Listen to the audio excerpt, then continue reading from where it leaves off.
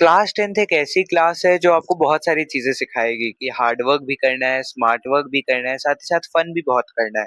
तो आज bright minds class 6 to 10 का एजुकेटर मैं आपके लिए लेके आ चुका हूँ एक ऐसा लेक्चर जिसमें मैं वन शॉट में आपकी सारी चीजें क्लियर करा दूंगा, जिसमें फन भी इंक्लूडेड होगा, जिसमें आपको हार्ड वर्क, स्मार्ट वर्क सब करना सिखाया जाएगा।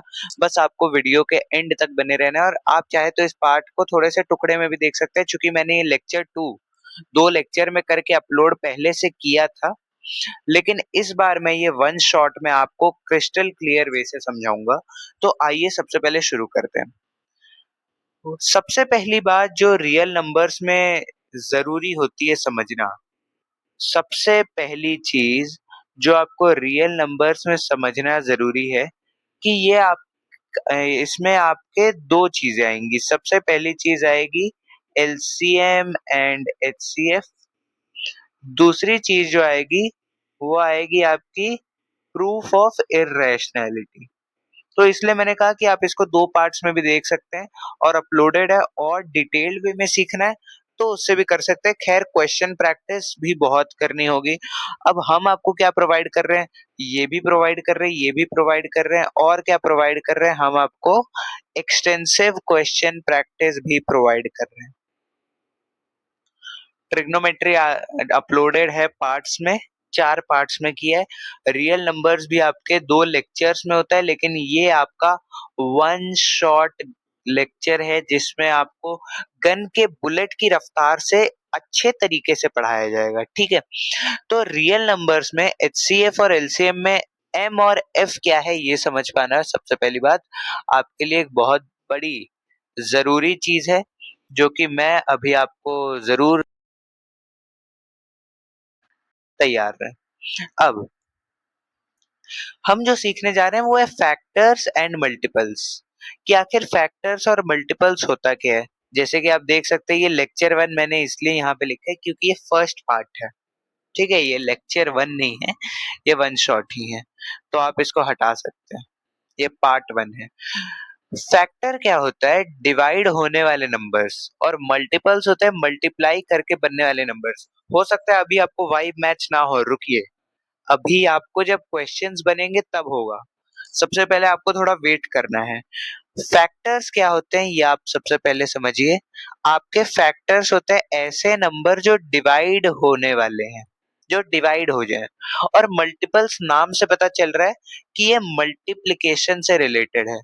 तो अगर मुझे सिंपल से वे में आपको समझाना हुआ, फैक्टर्स और मल्टीपल्स, तो अगर आपको मल्टीपल समझ में आ गया, आपको फैक्टर्स को याद करने की जरूरत नहीं है, it is just opposite two factors. ठीक है, मल्टीपल्स क्या है, मल्टीपल्स हो गया आपका मल्टीप्लाई करके बनने वाले नंबर, अप्लाई करके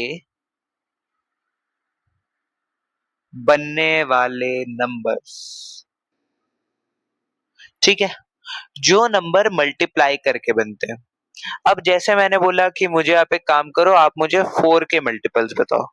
तो 4 मल्टीप्लाई बाय 1 4, 4 मल्टीप्लाई बाय 2 8, ऐसे ही 12 16 20 24 28, ऐसे ऐसे आगे जाता रहेगा। तो एक बात बताओ भैया कि क्या 4 भी एक मल्टीपल है 4 का? बिल्कुल, क्योंकि 4 में अगर हम 1 मल्टीप्लाई करेंगे तो आपका क्या आ जाएगा, 4 में 1 मल्टीप्लाई करने से आपका 4 ही आएगा, नो डाउट विद दैट। अब 4 मल्टीप्लाइड बाई 2 हो जाएगा, 3 हो जाएगा, मतलब मल्टीप्लाई करके जो जो नंबर बन रहे हैं। यानी कि मैं क्या कह सकता हूँ, 4 के मल्टीपल कौन कौन से हैं, आपका 4 खुद है, 8 12। तो सिंपल अगर मुझे बताना हो कि 4 के मल्टीपल आपका 4 8 12 16 20 24 28, तो जो नंबर मल्टीप्लाई करके बनने वाले हैं, फिर से बता दूं, जो भी आपके नंबर मल्टीप्लाई करके बनेंगे, मल्टीप्लाई करके बनेंगे, उनको मैं क्या कहूंगा, आपका मल्टीपल्स कह दूंगा। ध्यान से सुन लो, जो भी नंबर आपके मल्टीप्लाई करके बनेंगे वो मल्टीपल, जैसे कि 4 मल्टीप्लाइड बाय 1 4, 4 मल्टीप्लाइड बाई 2 8। तो 4 और 8 क्या हो गया आपके मल्टीपल्स हो गए। तो वैसे ही 4 8 12 16 20। अब आप मुझसे बोलोगे एक बात बताओ भैया मुझे 21 के मल्टीपल्स चाहिए। अब मैं 21 के मल्टीपल्स कैसे निकालूंगा। तो एक तो 21 खुद है 42 63 94 नॉट 94 84। ठीक है तो ये आगे जाता रहेगा। ठीक है तो ऐसे आपको मल्टीपल समझ में आ गया। अब भैया मुझे फैक्टर्स क्या होता है एक बार वो थोड़ा सा शॉर्ट में बता दो। शॉर्ट में नहीं अच्छे तरीके से समझते हैं, शॉर्ट में मत समझो, अच्छे से समझो। फैक्टर्स होते हैं आपके डिवाइड होके बनने वाले नंबर्स, डिवाइड होने वाले नंबर्स। जैसे जैसे ऐसे कौन से नंबर है जो कि डिवाइड होके बनते हैं। तो डिवाइड होके बनने वाले नंबर्स में अगर मैं जैसे देखूं, let's take an example of 4 only. ठीक है let's take the example of 4 only. एक मिनट हाँ तो 4 का एग्जांपल लेते हैं। अब आखिर जहां तक हमने मल्टीपल्स की बात की, मैंने कहा फैक्टर्स उसके अपोजिट थे। कैसे? मल्टीप्लिकेशन में मल्टीपल्स यानी कि मल्टीपल्स में मल्टीप्लिकेशन की बात कर रहे थे, लेकिन फैक्टर्स में अब हम डिवाइड होने वाले नंबर्स के बारे में बात करेंगे। जैसे मैंने 4 का एग्जांपल दिया था तो मैं 4 की एग्जांपल के साथ कंटिन्यू करना चाहूंगा। जैसे 4 ऐसे कौन कौन से नंबर से डिवाइड हो रहा है। 4 जिन नंबर से डिवाइड हो जाए, जिन नंबर से डिवाइड हो जाएगा उनको मैं फैक्टर्स कह सकता हूँ। ठीक है उनको मैं क्या फैक्टर्स कह दूंगा। यानी कि अगर 4 किस किस है, एक तो 1 से डिविजिबल है। और डिवाइड कैसे होगा। डिवाइड तो हम कहेंगे कि 4 डिवाइड बाई 3 तो हम करने को कर देंगे, लेकिन इसमें नुकसान हमारा क्या होगा। This will give you 1.33। हमें यहाँ पे एक इंटीजर चाहिए। इंटीजर मतलब डेसिमल में नहीं चाहिए, फ्रैक्शन में नहीं चाहिए, हमें यहाँ पे चाहिए जैसे 1 2 3 इज इक्वल टू में ऐसे नंबर्स हैं। ठीक है तो जहां तक बात रही कि आखिर 4 को ऐसे 4 के कौन से नंबर्स हैं जिनको ये करने से ऐसा हो जाएगा, तो मैं आपके इंफॉर्मेशन के लिए बता दूं 1 2 भी हो जाएगा। 4 डिवाइड बाई 2 आपका 2 ही होता है और एक 4 खुद हो जाएगा। ठीक है तो 1 2 और 4 तो ये आपके क्या हो जाएंगे, ये हो जाएंगे आपके फैक्टर्स। फैक्टर्स बात समझ में आई। जो नंबर डिवाइड हो जाए गिवन नंबर से, अब एक गिवन नंबर क्या है, मान लो गिवन नंबर 12 है, तो 12 को डिवाइड करने वाला 1 तो होता ही है, 1 हर केस में होगा, 2 होगा, 3 होगा, 4 होगा। फिर सिंपल सी बात है 12 जिनके टेबल में आ जाए ऐसे कौन कौन से नंबर हैं। ठीक है बात क्लियर है। अगर बात क्लियर है तो आगे बढ़ते हैं। आगे बढ़ने के पहले एक क्विक रिवीजन। आपके मल्टीपल्स होते हैं मल्टीप्लाई करके बनने वाले नंबर, बात कर ही लिया हमने। जहां तक बात रही फैक्टर्स के बारे में, आपका फैक्टर्स होता है जो नंबर डिवाइड हो जाए, जो नंबर आपके गिवन नंबर से डिवाइड हो जाए। यानी कि जो गिवन नंबर है, मान लो कि वो हो सकता है कि 1 ही क्यों ना हो, तो 1 का फैक्टर क्या हो जाएगा 1। एक बड़ा नंबर ले लेते हैं 30 ले लेते हैं, क्योंकि अब तक हम 4 में डील कर रहे थे, 12 में डील कर रहे थे 30। तो 30 1 से भी डिवाइड होता है, 2 से भी डिवाइड होता है, 3 से भी डिवाइड होता है, 4 4 से नहीं होता है, 5 से होता है, 6 से होता है, फिर आपका 10 से होता है, फिर आपका 15 से होता है, 30 से होता है। तो ये जो नंबर्स है ये आपके क्या है, इन नंबर्स के टेबल में 30 आ रहा है। इन नंबर्स के टेबल में 30 आ रहा है, 30 आ रहा है। तो ये क्या हो जाएंगे आपके, ये आपके फैक्टर्स हो जाएंगे। अब इसमें मुझसे कोई बोल दे कि आप बताओ मुझे एचसीएफ क्या होगा, तो एचसीएफ यानी कि हाईएस्ट कॉमन फैक्टर, तो मैं ऐसे नहीं बताऊंगा, मैं आपको बताऊंगा। कई बच्चे ऐसा ना समझ ले कि एचसीएफ ये होता है, क्योंकि एक कॉमन वर्ड आप मिस कर रहे हैं। बस एक बात बताओ, मल्टीपल और फैक्टर वाली बात समझ में आई कि नहीं है? अगर आई तो हम वीडियो में आगे बढ़ेंगे। हमने पहले 10 मिनट, जिसमें से 2 मिनट स्टार्टिंग में लगा दिए थे बातचीत करने में, उसमें से हमने फैक्टर और मल्टीपल को प्रॉपर दिया। मल्टीपल मल्टीप्लाई होके बनने वाले नंबर, इसलिए मैंने शॉर्ट में लिख दिया। देखो, डिवाइड होने वाले नंबर जो हैं ये आपके क्या होंगे, मल्टीपल्स। और सॉरी, डिवाइड होने वाले नंबर्स आपके फैक्टर हैं, और मल्टीपल्स नाम से जो मल्टीप्लाई करके बनने वाले नंबर्स। तो ठीक है, इतनी सी बात उम्मीद करता हूँ कि आप सब लोगों को समझ में आ गई होगी। बहुत ही सिंपल सी बात है कि डिवाइड होके बनने वाले नंबर्स आपके फैक्टर्स होते हैं, वही जो नंबर्स आपके मल्टीप्लाई करके बने वो है आपके मल्टीपल्स। अब आगे बढ़ते हैं एचसीएफ की तरफ, डेफिनेशन के साथ पढ़ेंगे, ठीक है? तो एचसीएफ अब क्या है ये भी जान लो। HCF stands for highest common factor। HCF वो नंबर है, WOH ये आप हटा दो, समझ जाओ आप खुद से। वो नंबर होती है, वो सबसे बड़ी नंबर होती है, सिर्फ वो नंबर नहीं, वो सबसे बड़ी नंबर होती है जो कि दी गई नंबर्स को डिवाइड कर सके। सिंपल सी भाषा में बताता हूँ, देखो HCF सीखते हैं। HCF है, मान लो आपका, मुझे दो नंबर्स दिए गए।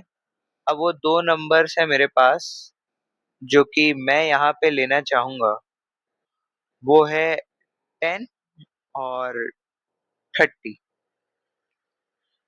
या मैं छोटे नंबर से शुरुआत करूँ, अगर 2 और 4। अब 2 के फैक्टर्स हम लिखेंगे, जैसे 1 हो जाएगा 2 हो जाएगा। 4 के फैक्टर्स लिखते हैं, 1 2 और खुद 4। तो इसका फुल फॉर्म हमने क्या पढ़ा, इसका फुल फॉर्म होता है, इधर देख लो, हाईएस्ट कॉमन फैक्टर। ठीक है, अब अगर हम वर्ड बाय वर्ड मीनिंग को समझने जाएं तो हमारे लिए चीजें बहुत ही ज्यादा आसान हो जाएंगी कि आखिर ये हाईएस्ट कॉमन फैक्टर है क्या। सबसे पहली चीज, हमें हाईएस्ट का मतलब पता है। हाईएस्ट मतलब कि सबसे ज्यादा हाईएस्ट, ये इसका कोई मैं आपको डेफिनेशन नहीं दूंगा। कॉमन यानी कि दोनों में आ रही है, जैसे 2 और 4 दोनों में, पर क्या चीज कॉमन आ रही है, फैक्टर। ठीक है, यानी कि ऐसी कॉमन फैक्टर यानी कि जो दोनों गिवन नंबर्स में है, ऐसी कॉमन फैक्टर जो कि हाईएस्ट हो दोनों में। ठीक है, एचसीएफ निकालने को बोला, मतलब ऐसी कॉमन फैक्टर जो हाईएस्ट हो। तो मुझे दिखाई दे रहा है कि 2 में एक फैक्टर 1 आ रहा है, एक फैक्टर 2 आ रहा है। 4 में एक फैक्टर 1 आ रहा है, एक फैक्टर 2 आ रहा है, और एक एक्स्ट्रा फैक्टर आ रहा है, वो है 4। ठीक है, अब ये जो एक्स्ट्रा फैक्टर यहाँ पे 4 है, तो मुझे दिखाई दे रहा है कि ये जो 4 है ये आपका 2 में नहीं आ रहा है।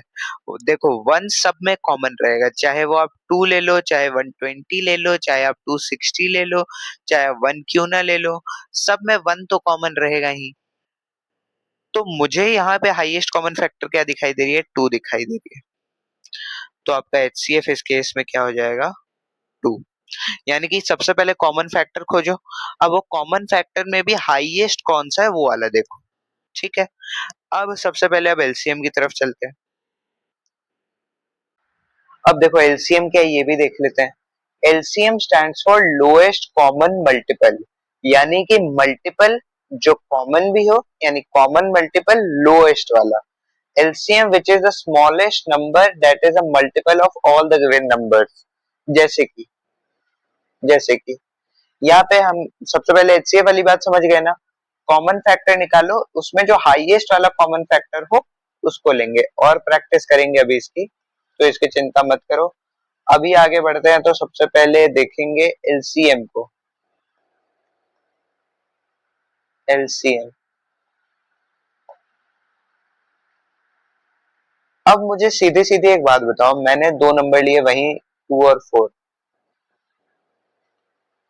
अब 2 और 4 में मल्टीपल क्या क्या होगा? 2 होगा, 4 होगा, 6 होगा, यानी कि हम 2 का टेबल लिख दे सीधा सीधा।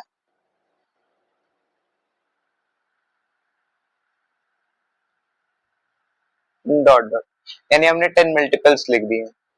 अब 4 का मल्टीपल क्या होगा? 4, 8, 12, ऐसे ही आप 4 का टेबल बस लिखते जाओ।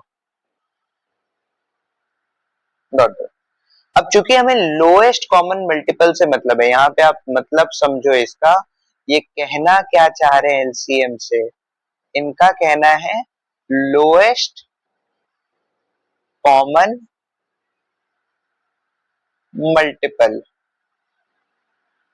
यानी कि कॉमन मुझे कुछ चीजें दिखाई दे रही हैं, जैसे कि 2 कॉमन नहीं है लेकिन मुझे 4 कॉमन दिखाई दे रहा है, 8 भी कॉमन दिखाई दे रहा है, 6 नहीं है, 12 कॉमन है। कॉमन क्या होती है? जो दोनों में आए।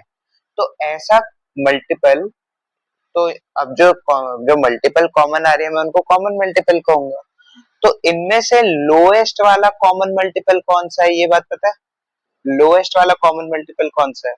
देखो 2 तो नहीं है, क्योंकि 4 का मल्टीपल 2 तो नहीं होता है। हाँ, 4 का फैक्टर 2 होता है, पर मुझे फैक्टर नहीं पूछा गया, मुझे मल्टीपल पूछा गया। तो 4 यहाँ पे है, ठीक है।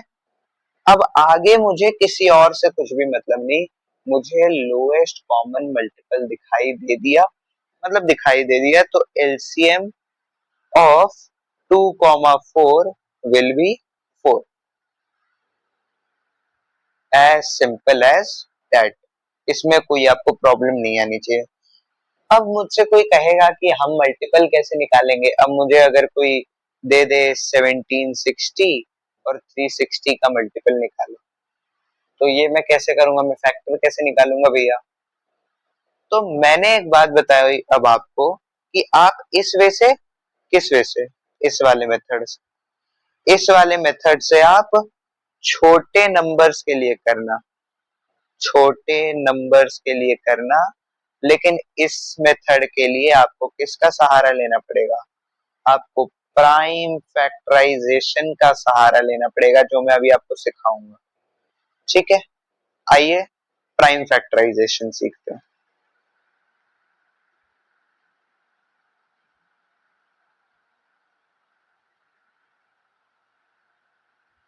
प्राइम फैक्टराइजेशन सीखने के लिए आपको कुछ नहीं करना होता है। मैं फिर ये छोटे नंबर से एग्जांपल लूंगा, फिर बड़े बड़े पे हम जाते जाएंगे। जैसे एक नंबर है, मान लो, क्यों ना इसको हम एक क्वेश्चन के साथ सॉल्व करें। Find the HCF and LCM of 24 and 36। ठीक है, बेसिक क्वेश्चन मैं कहूंगा इसको, बेसिक क्वेश्चन है, बहुत सिंपल सा सवाल है, 2 से 3 मार्क्स का आ सकता है। 24 और 36 यानी 24 एंड 36 का मुझे सबसे पहले तो फैक्टर निकालना पड़ेगा। 24, अब मैं क्या करूंगा, जो इसके फैक्टर्स है मैं साइड बाय साइड इधर मैं नोट करता चला जाऊंगा, जैसे वो किससे डिवाइड हो रहे हैं। 24 is divisible by 2, yes it is. तो 24 2 से डिवाइड हो रहा है, डिवाइड होके क्या इधर क्या आएगा? 24 डिवाइड बाय 2 तो 12। अब वैसे ही 12 को 2 से डिवाइड करूंगा, 6 बचेगा, इधर 2 से डिवाइड करूंगा, 3 बचेगा, और ऐसे मैं कर दूंगा। तो 24 को आप ऐसे लिख सकते हैं, 2 इंटू 2 इंटू 2 इंटू 3। अब 36 है, 2, ये हो जाएगा आपका 18, 2, 9, 3, 3, 1। कैसे समझ में आ रहा है? 36 मुझे पता है कि ये जो नंबर है, this can be divisible by 2, this can be divisible by 3, 6 से भी हो सकता है, 9 से भी हो सकता है, पर मैंने सबसे छोटा वाला लिया। और मेनली साइड बाय साइड हम प्राइम नंबर ही लेते हैं, प्राइम फैक्टराइजेशन ही है तो हम प्राइम नंबर ही लेंगे। तो मैं 3 भी ले सकता था, हम वहीं पे पहुंच जाते, लेकिन मैं 2 ले रहा हूँ। आप चाहे 3 भी ले सकते हैं। तो 36 डिवाइडेड बाय 2 इधर आया 18, 18 डिवाइडेड बाय 2 इधर आया 9, 9 डिवाइडेड बाय 3। अब 9 का सबसे छोटा फैक्टर कौन सा? 3 है। ठीक है, नाउ 9 डिवाइडेड बाय 3 इज 3, और 3 को तो 3 से डिवाइड कर सकते हैं, as it is a prime number सीखेंगे क्या होता है, तो 1। यानी कि अब मैं 36 को लिख सकता हूँ 2 into 2 into 3 into 3, बस, as simple as that. HCF में क्या करना है पता है? एचसीएफ में क्या करना है? एचसीएफ में कॉमन फैक्टर लेते जाओ जो जो कॉमन आ रहे हैं, जैसे कि ये एक 2 कॉमन आया, इधर भी एक 2 कॉमन आया, इधर एक 3 कॉमन आया। ये एक्स्ट्रा 2 और 3 है, मैं इनको काउंट नहीं कर रहा हूं, मैं फिर बता रहा हूं। तो 2 into 2 into 3 that is 4 into 3 12। ठीक है, बात समझ में आई? जो कॉमन है, जैसे कि मान लो मुझे इधर भी 2 दिखाई दे रहा है, इधर भी 2 दिखाई दे रहा है, मैं सर्कल मत करना, मन में करना, बस समझाने के लिए बता रहा हूँ। 2 और 2 इधर दिखाई दे रहा है, 3 और 3 इधर दिखाई दे रहा है, और ये 2 और ये 3 ये एक्स्ट्रा है, तो इनको भी रहने दो, ये अलग से बाद में इनका एलसीएम में गेम समझ में आएगा। तो सबसे छोटा फैक्टर, सॉरी सबसे हाईएस्ट फैक्टर जो कि डिविजिबल है, जो कि ऐसा नंबर जो कि डिविजिबल है और वो हाईएस्ट कॉमन फैक्टर है, वो है 24 और 36 का 12। ठीक है, जब एलसीएम के बारे में बात आती है तो आपको तो स्टार्टिंग में वही वाला प्रोसीजर फॉलो करना है। ठीक है, कौन सा? कॉमन वाले को एक साथ लिखो, जैसे मैं कॉमन वाले को एक ही बार लिखूंगा, ठीक है, 2 into 2 into 3। अब जो एक्स्ट्रा है उनको अलग से लिखो, into 2 into 3, यानी कि 2 का क्यूब into 3 का स्क्वायर, तो ये हो जाएगा 8 into 9 दैट इज 72। तो 24 और 36 का ऐसा मल्टीपल जो कि कॉमन में है, कॉमन मल्टीपल वो भी लोएस्ट वाला, वो है आपका 72। तो इतनी सी बात आपको समझ में आई? अगर आई तो बहुत अच्छी बात है। तो इस वाले केस में ये वाला हमारा क्वेश्चन डन है। इसका एचसीएफ आ गया हमारे पास 24 36 का कितना आया, 12 आया। एलसीएम आया 24 और 36 का 72। अब आप यहाँ पे पता है एक और एक चीज क्या कर सकते थे, ये आपका पूरा क्वेश्चन नंबर 1 का आंसर। अगर आपको लिख के दिया है 24 is equal to 2 into 2 into 2 into 3, तो मैं इसको 2 का क्यूब लिख सकता हूँ मल्टीप्लाइड बाई 3, इतना आपको पता होगा। 36 है, 36 को मैं लिख सकता हूँ, जैसे यहाँ पे मुझे पता है क्या है, 2 into 2 into 3 into 3, यानी 2 की पावर 2 यानी 2 स्क्वायर इंटू 3 स्क्वायर।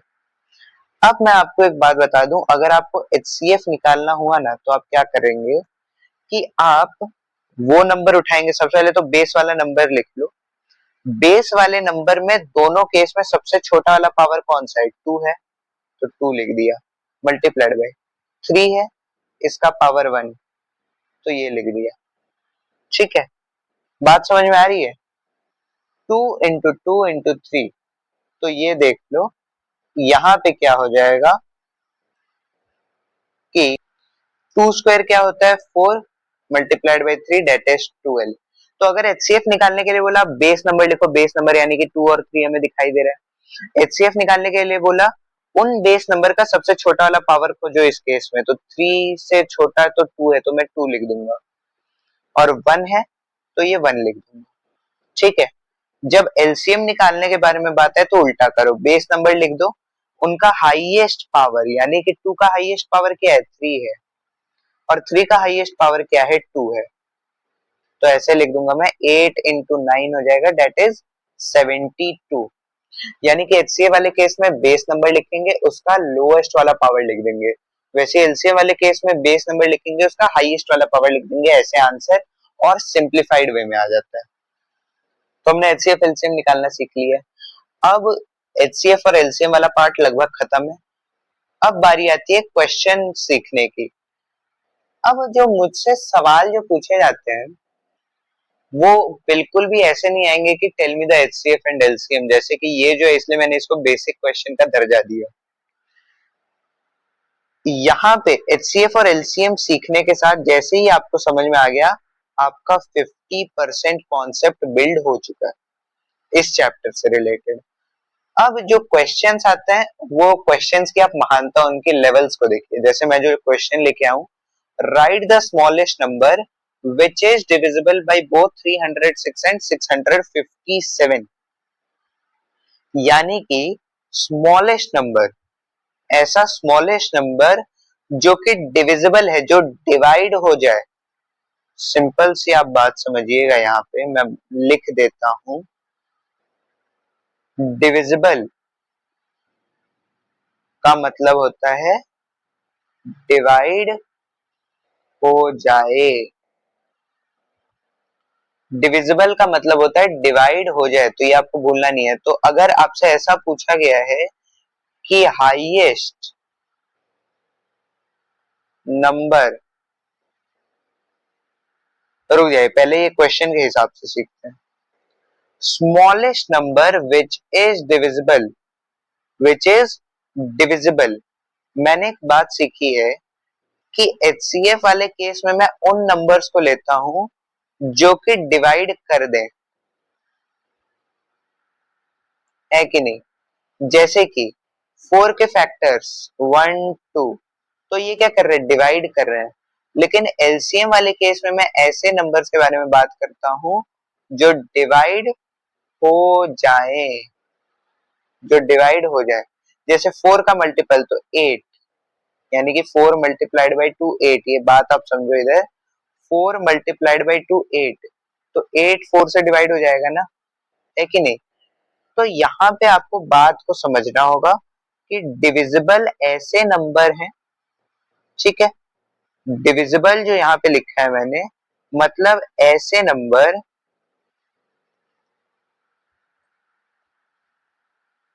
जो डिवाइड हो जाए, बस। तो मुझसे पूछा गया यहाँ पे कि स्मॉलेस्ट नंबर जो कि डिवाइड हो जाए, जो कि डिवाइड हो जाए, right the smallest number which is divisible by both 306 and 657। यानी कि इस पूरे सवाल से मतलब ये निकलता है कि मुझे एलसीएम निकालना है 306 एंड 657 का, ठीक है। अब मैं यहाँ पे अगर निकालने जाऊंगा तो आप ऐसे लिख सकते हैं 306। हमने डिविजिबिलिटी रूल सीखा है कि अगर एंड वाला जो नंबर है वो अगर 2 से डिवाइड हो रहा है या कैसे भी, तो मैं इसको 2 से लिख सकता हूँ। देखो 1 105 3, ये 3 से डिवाइड हो 51। ये प्रैक्टिस से आएगा, करने से आपको 51 भी आपका 3 से डिवाइड हो जाएगा। That is again 1 2 1 17, 17 1। तो मुझे एक बात समझ में आ गई कि 306 है आपका 2 इंटू 3 स्क्वायर इंटू 17। अब 657 की बारी आई तो देख लो, 657 जो है आपका, ये आपका 3 से डिवाइड हो जाएगा। जैसे कि 2 1 9, 3 से डिवाइड हो जाएगा 73। अब 73 जो है वो किससे डिवाइड होगा, तो हो सकता है आपको सोचने में टाइम लगे, मैं बता दूं।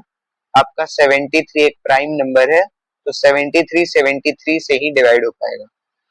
तो एक आ गया मेरे पास 657, ये हो जाएगा 3 का स्क्वायर मल्टीप्लाइड बाई 73। अब भैया मुझे एक बात याद आ रही है अचानक से, क्या बात याद आ रही है भाई, तो मुझे याद है कि मैं बेस नंबर लिख दूंगा सबसे पहले एलसीएम वाले केस में। एलसीएम ऑफ 306 एंड 657 क्या है पता है, 2 लिखूंगा, 3 लिखूंगा, सबसे पहले बेस नंबर लिख रहा हूं मैं, 17 लिखूंगा, 73 लिखूंगा। आपको एलसीएम वाले केस में सारे नंबर को लिखना होता है, चाहे वो कॉमन ही क्यों ना हो, लेकिन आपको एचसीएफ वाले केस में सिर्फ कॉमन वाले को ही लिखना होता है, ठीक है। तो ये बात याद रखना। अब 2 यहाँ पे एक बार आ रहा है, कोई नहीं, लेकिन 3 स्क्वायर कॉमन दिख रहा है, तो मैं इसको एक ही बार लिखूंगा। जो कॉमन दिखाई देता है मैं उसको एक ही बार रिप्रेजेंट करता हूँ, ठीक है। 17 अलग दिखाई दे रहा है, 73 अलग दिखाई दे रहा है। तो 2 मल्टीप्लाइड बाई 9 इंटू 17 इंटू 73, जब आप इसको आगे सॉल्व करोगे तो आपको आपका एलसीएम भी मिल जाएगा।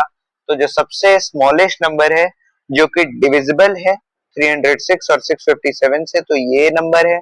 ये क्वेश्चन नंबर 2 का आंसर हो गया। ठीक है, बात समझ में आई? बात समझ में आई? चल, let x and y be two distinct prime numbers and p। अब देखो, मुझे एक बात पता है अगेन, जैसे मान लो 9 है, 9 छोड़ो, एक ऐसा नंबर लेते हैं जैसे 18 है। 18 को मैं लिख सकता हूँ 2 मल्टीप्लाइड बाई 3 स्क्वायर, डॉट मतलब मल्टीप्लीकेशन ही है, तो 2 मल्टीप्लाइड बाई 3 स्क्वायर, तो 2 पे पावर 1 है। वैसे p एक प्राइम नंबर है, प्राइम नंबर अभी सीखेंगे। तो x और y भी कुछ नंबर हैं जो कि रिप्रेजेंट कर रहे हैं। ठीक है, वैसे ही q x और y है, r को भी मैं x और y के फॉर्म में लिख सकता हूँ, ये फॉर्म में मैंने लिख दिया है। बात समझने वाली ये है। अब let x and y be two distinct prime numbers and p है आपका x square y cube, q है x y x multiplied by y power 4 और r है x की पावर 5 y स्क्वायर। ठीक है, अब मुझसे बोला गया HCF निकालो। मैं HCF का आपको इसका बहुत ही सिंपल वे बता देता हूँ, बहुत ही सिंपल वे है। क्या है वो सिंपल वे भैया, बता दो। देखो, मैंने बोला था सबसे पहले आप बेस वाले को लिख लो। ठीक है, मल्टीप्लिकेशन में दोनों को मैंने लिख दिया। अब मुझे यहाँ पे हाईएस्ट पावर कौन सी दिखाई दे रही है, मुझे 5 दिखाई दे रही है, मैं हाईएस्ट लिखूंगा। सॉरी, HCF वाले केस में मैं लोएस्ट लिखूंगा। HCF में तो मुझे यहाँ पे 1 दिखाई दे रहा है, कुछ नहीं है तो पावर 1 है। और y वाले केस में y की पावर एक में 3 है, एक में 4 है, एक में 2 है, तो ये, तो HCF क्या हो गया मेरा, XY स्क्वायर। फिर से एक रियलिटी चेक दे दूं मैं कि HCF वाले केस में बेस नंबर लिखो और उस पे जो पावर है वो लोएस्ट वाली लिख दो। जैसे ये जो नंबर्स हैं इनमें पावर लोएस्ट वाली क्या है, जैसे 2 1 और 5, मुझे पता है 1 लोएस्ट है तो मैं यहाँ पे 1 लिख दूंगा, y स्क्वायर लिख दूंगा। वैसे LCM p q r। अब एलसीएम वाले केस में मैंने बोला था उल्टा हो जाता है। क्या उल्टा हो जाता है? उल्टा ये हो जाता है कि मैं बेस नंबर लिखूंगा लेकिन मैं हाईएस्ट पावर लिखूंगा। जैसे x की पावर 5 y की पावर 4, यानी कि x की पावर 5 y की पावर 4 आपका एलसीएम हो जाएगा। और आप ये चेक भी कर सकते हैं, अगर आपको बोला गया ये सब्जेक्टिव में आया तो आपको ऐसे करके करना पड़ेगा, एक्स स्क्वायर वाई क्यूब, ऐसे ऐसे करके। मैं ये एंड में आपको बताऊंगा, पर मोस्ट प्रोबेबली ये जो आता है ये आपका आता है एमसीक्यू फॉर्म में। ठीक है, ठीक है। अब इसको प्राइम फैक्टराइजेशन से करने का मैं आपको होमवर्क दे रहा हूँ, क्योंकि ये देखो ये आखिरी क्वेश्चन है। Find the least number which when divides by 20 25 and 30 leaves remainders 14 19 and 24 respectively. तो इस केस में आपको क्या कर देना है, देखो रिमाइंडर, रिमाइंडर क्या होता है, जो बचा हुआ है। लीस्ट नंबर बोला है जो कि डिवाइड, जब उसको डिवाइड किया गया, यानी यहाँ पे भी मुझसे एलसीएम की बात हो रही है। मैंने पहले क्वेश्चन से समझा दिया, मैं बार बार नहीं समझाऊंगा क्योंकि अब समझने का काम आपको खुद करना है। मैं क्या करूंगा, मैं दोनों तरफ से माइनस करते जाऊंगा। जैसे कि 20 है, रिमाइंडर 14 है, तो 20 माइनस 14, 25 है, माइनस 19 है, माइनस 19 है तो ये कितना हो जाएगा, ये भी 6 हो जाएगा। और 30 है, माइनस 24 है तो ये भी 6 हो जाएगा। मुझे मुझे कुछ चीज समझ में आ रही, मुझे एक बात समझ में ये आ रही है कि जब ये रिमाइंडर छूट रहे हैं तो मुझे क्या करना होगा, मुझे एलसीएम निकालना है किसका। इस केस में आपको क्या करना है, 20 25 और 30 का एलसीएम निकालना है। एलसीएम ऑफ 20 25 एंड 30 -6 कर देना। ठीक है, इससे क्या आ जाएगा भैया, इससे मेरा आ जाएगा वो लीस्ट नंबर जिसको मैं डिवाइड करूंगा तो ये रिमाइंडर्स मेरे पास आते हैं। ठीक है, मान लो अगर एलसीएम आएगा 1400 तो -6 कर देना, 1394 आंसर हो। अगर एलसीएम आया 11 तो -6 कर देना, एलसीएम जो वो आएगा 5। तो जो लीस्ट नंबर है वो मेरा ये नहीं होगा जो 20, 25 और 30 का एलसीएम होगा, जबकि वो होगा जो कि ये माइनस करने के बाद आएगा। तो जो आंसर है अपना वो आएगा ये करने के बाद। ठीक है, अब मैं थैंक यू बोलना चाहूंगा फॉर योर पेशेंस। पार्ट 1 अभी यहाँ पे खत्म हुआ है। अब हम आ रहे हैं प्रूफ ऑफ इररेशनैलिटी की तरफ। ठीक है, प्रूफ ऑफ इररेशनैलिटी, और यहाँ पे देखो मैंने लेक्चर 2 लिखा है। Again this is part 2 of your one short video. अब prove that root 2 is an irrational number. कैसे? को इररेशनल प्रूव करने के लिए सबसे पहले तो हमने जाना है कि आखिर इररेशनैलिटी होती क्या है।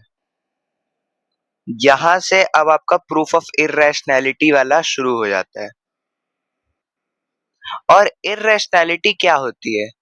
रैशनैलिटी, इररेशनैलिटी ये हमने सीखा है। इररेशनल नंबर क्या क्या होते हैं? वो नंबर्स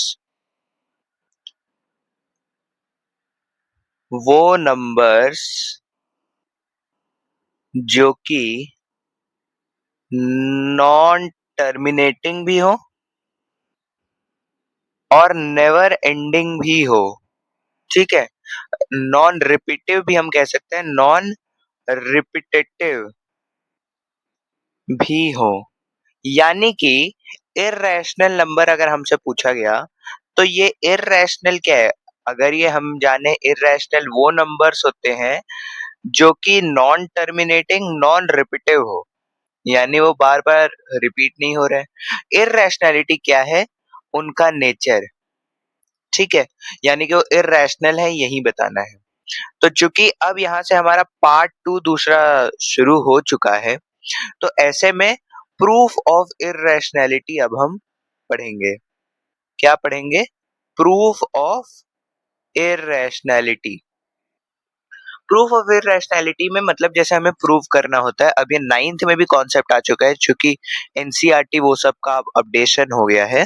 तो ऐसे में आपको रूट 2 को इररेशनल प्रूव करने के लिए एक और कॉन्सेप्ट जो सीखना बहुत जरूरी है। आइए सबसे पहले वो सीख लेते हैं। अब वो कौन सा कॉन्सेप्ट है भैया? वो कॉन्सेप्ट है को प्राइम नंबर्स का। को प्राइम नंबर्स का। अब तक हमने एचसीएफ एलसीएम सीख लिया, एचसीएफ एलसीएम भी हमने सीख लिया। तो को प्राइम नंबर सीखने के पहले एक बार प्राइम नंबर वाला चीज सीख लेते हैं। प्राइम नंबर कौन से नंबर होते हैं, कैसे नंबर होते हैं, क्या काम है उनका? ठीक है, प्राइम नंबर, कॉम्पोजिट नंबर। ठीक है, तो प्राइम नंबर क्या है? प्राइम नंबर ऐसे नंबर होते हैं,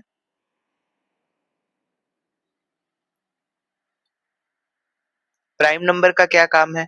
प्राइम नंबर आपके ऐसे नंबर होते हैं जो कि जिनके जिनके एक मिनट, यहाँ पे कलर कौन सा? हाँ, more than two, more than two factors हो। यहाँ पे पता नहीं दिखाई देगा कि नहीं, मैं ऐसे लिख देता हूँ, मोर देन टू फैक्टर्स। अब वो दो फैक्टर कौन होते हैं? क्या आपके मन में कभी सवाल आया? आया भी होगा। जैसे 5 है, अभी ये मैंने कॉम्पोजिट नंबर के लिए बताया, प्राइम नंबर के लिए नहीं बताया। जिनके टू फैक्टर्स हो, ठीक है, मोर देन टू नहीं, मैंने कॉम्पोजिट प्राइम को अपोजिट कर दिया। ठीक है, तो जैसे 5 एक प्राइम नंबर है, तो 5 का फैक्टर 1 तो होगा ही, मैंने पहले ही बताया था 1 हमेशा फैक्टर होता है, और द नंबर इटसेल्फ। लेकिन कॉम्पोजिट नंबर जैसे मान लो 4 है, तो उनका दो ये तो होगा ही, 1 और 4, लेकिन साथ में एक 2 भी है ना। तो जिनके मोर देन जिनके मोर देन 2 फैक्टर्स हो जाए,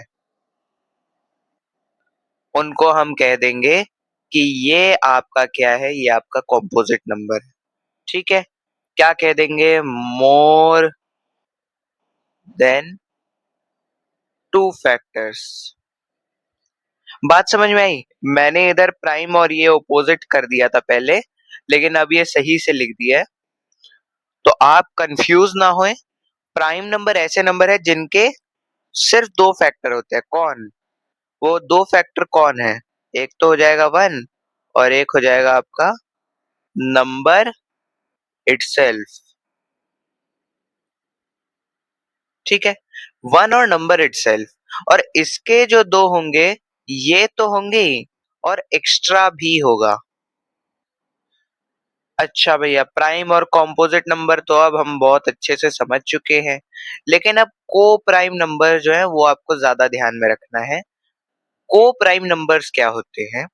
ये ऐसे नंबर होते हैं, को प्राइम नंबर आपके ऐसे नंबर होते हैं जिनका एचसीएफ जो है 1 होता है। ठीक है, जिनका एचसीएफ क्या होता है? 1 होता है। जैसे कि आप बहुत सारे इनफिनाइट केसेस ले सकते हैं, because there are infinite number in this number system, इस नंबर्स की दुनिया में, इस यूनिवर्स ऑफ नंबर्स में। ठीक है, जैसे आप 17 को ले लो और 25 को ले लो, तो ये क्या है? सबसे पहले देखेंगे, जैसे इसके फैक्टर क्या है? 1 है और इसका है 17। इसका क्या है? 1 है, 5 है और 25 है। तो मुझे कॉमन तो बस 1 ही दिखाई दे रहा है और यही हाईएस्ट फैक्टर है। तो इसका जो एचसीएफ आया वो 1 आया, जिसके चलते 17 and 25 are coprime numbers. अब जब हमने किसी को को प्राइम नंबर्स बोल दिया, तो वो फिर ये नहीं हो सकता है कि उसका 1 के सिवा भी और कोई कॉमन फैक्टर हो। जिनका एक इकलौता हाईएस्ट कॉमन फैक्टर 1 हो, उन नंबर्स को मैं क्या कहूंगा? उन नंबर्स को मैं को प्राइम नंबर्स कहूंगा। और रूट टू इरेशनल प्रूफ करने में, चाहे आपको रूट टू को करना हो या आपको किसी को भी करना हो, 5+3 √2 को करना हो या आपको √2 + √5 को करना हो, किसी को भी करना हो, इसमें आपको को प्राइम नंबर और कॉन्ट्राडिक्शन वाला मेथड लगाएंगे हम। कौन सा मेथड? कॉन्ट्राडिक्शन मेथड लगाएंगे हम लोग। कॉन्ट्राडिक्शन वाला मेथड। तो कॉन्ट्राडिक्शन वाले मेथड से अगर हम काम करेंगे तो आपके लिए बहुत फायदा होगा। सबसे पहले, रूट टू इज इरेशनल, तो एक लाइन आपको हमेशा लिख के आनी है। वो एक लाइन कौन सी है वो मैं बता देता हूँ। वो एक लाइन कौन सी है वो मैं आपको सबसे पहले बता दूं। तो सबसे पहले मैंने यहाँ पे लिखा, इसके आंसर से शुरुआत करते हैं। सबसे पहला है कि let root two be a rational number है। इसको हमने रैशनल नंबर कैसे मान लिया? आखिर हम तो इररेशनल का प्रूव कर रहे हैं। पर मैं आपको बताता हूं, मैंने अभी आपसे बोला, मैंने मैंने अभी आपसे बोला जस्ट कि आपको ये क्या करना है, आपको रूट टू को इरेशनल प्रूव करना है। रूट टू को रैशनल मैंने इसलिए लिखा क्योंकि मैंने अभी बताया था कि हम यहाँ पे कॉन्ट्राडिक्शन मेथड लगा रहे हैं। यानी कि क्या है मैं बताता हूँ। होता क्या है, मान लो आपके पास एक एप्पल है, आपने क्या बोला कि नहीं, वो एप्पल नहीं है, वो एक मैंगो है। ठीक है, लेकिन मैंने सबसे पहले एप्पल को मैंगो बोल तो दिया, लेकिन जब उसको मैंने खा के देखा, टेस्ट किया, तो मुझे पता चला कि नहीं, ये तो एप्पल ही है। तो इससे प्रूव हो गया कि ये मैंगो नहीं था। वैसे हम रूट टू को रैशनल लिखेंगे अभी, लेकिन बाद में with the help of our solution जो हम लिख रहे हैं, उससे हम क्या करेंगे, उस सॉल्यूशन की हेल्प से हम बाद में ये लिख देंगे कि नो, दिस मतलब मैं आपको बताता हूँ उस टाइम पे जो स्टेटमेंट होगा वो, चूंकि मैं आपको सॉल्यूशन के साथ बताना चाहता हूँ तो मैं अभी आपको नहीं बताऊंगा। अब वही लिखते हैं कि this contradicts the fact that ये को प्राइम नंबर है। सबसे पहले लिखते हैं let root two be a rational number where p and q are co-prime numbers and q is not equal to zero। ये लाइन आप अपने मन में छाप लो, रट लो। मैं कह रहा हूं समझो आप ये, ठीक है। रूट टू को मैंने रैशनल नंबर माना, और मैं एक आपको बात बता दूं, you can write every rational number can be written in the form of p upon q। ठीक है, मैं हर रैशनल नंबर को, चाहे वो वन ही क्यों ना हो, वन है तो मैं उसको वन डिवाइडेड बाई वन लिख सकता हूँ, जीरो है तो ये मैं लिख सकता हूँ zero divided by one, zero divided by two, zero divided by three, zero divided by four. अगर मेरे पास फोर है तो मैं लिख सकता हूँ four divided by one. Four को मैं एट डिवाइडेड बाई टू लिखूंगा तो भी फोर ही आएगा। तो यहाँ पे मैं p और q के फॉर्म में लिख सकता हूँ। वही मैंने बोला कि where p and q are coprime numbers.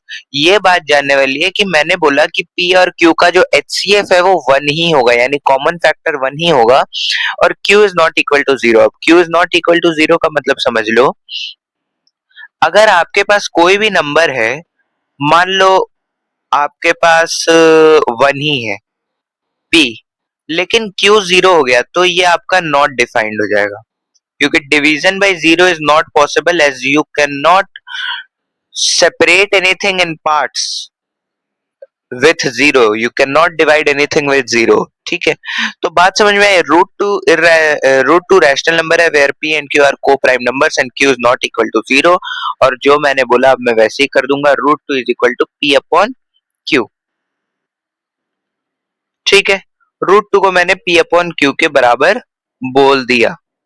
अब देखो, root two P upon Q के बराबर है तो मैं क्यू को इधर ट्रांसपोज कर देता हूँ, root two Q is equal to P. अब मैं यहाँ पे क्या कर दूंगा, स्क्वायरिंग बोथ साइड लगा दूंगा। अरे क्या लिख दूंगा मैं, squaring both side. Short form में लिख रहा हूँ, आपको फुल फॉर्म में लिख के आना है। Two Q square is equal to P square. अब एक बात आप जान जाओ, क्या बात है वो, क्या बात है, एक बात जान जाओ कि अगर पी स्क्वायर को टू डिवाइड कर रहा है, पी स्क्वायर को टू डिवाइड कर रहा है तो p को भी टू ही डिवाइड करेगा। ठीक है, यानी कि p स्क्वायर का फैक्टर है, मान लो एक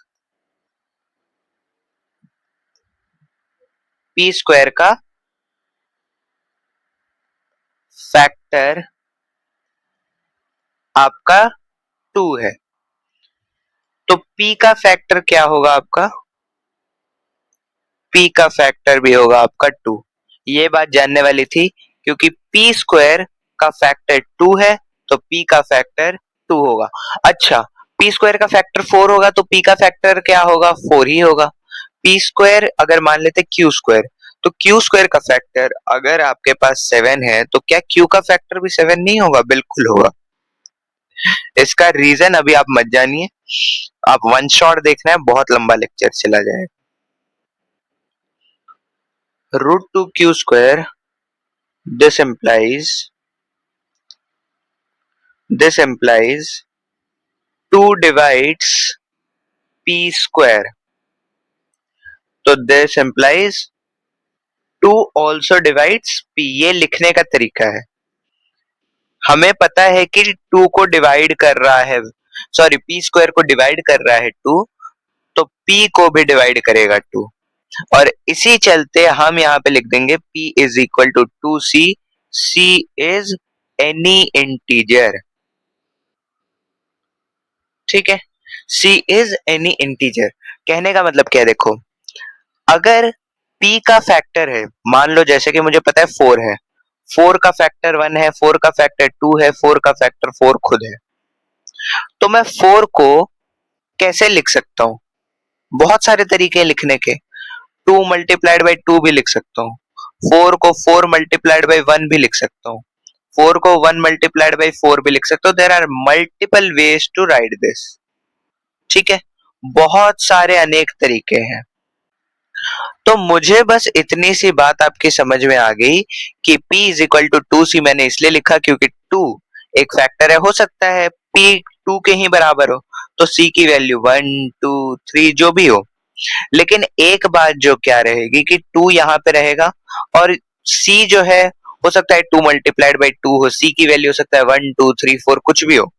तो मान लो एट c की वैल्यू 1, अगर c की वैल्यू 1 बन जाएगी, अगर c की वैल्यू 1 बन जाएगी तो 2 multiplied by 1 is equal to 2। अगर c की वैल्यू 2 बन जाएगी तो 2 multiplied by 2 is equal to 4। तो p इज इक्वल टू 2 से इसलिए लिखा क्योंकि अगर 2 फैक्टर है p स्क्वायर का तो क्या p स्क्वायर मल्टीपल नहीं होगा 2 का? वैसे ही अगर 2 फैक्टर है p का तो p मल्टीपल होगा 2 का। ये वाइस वर्सा वाला गेम है, ये आपको समझना होगा। अब मैं इसको क्या कर दूंगा, मैं इसको डिनोट कर दूंगा इक्वेशन 1 से। अब यहाँ पे वापस लौट के आएंगे हम।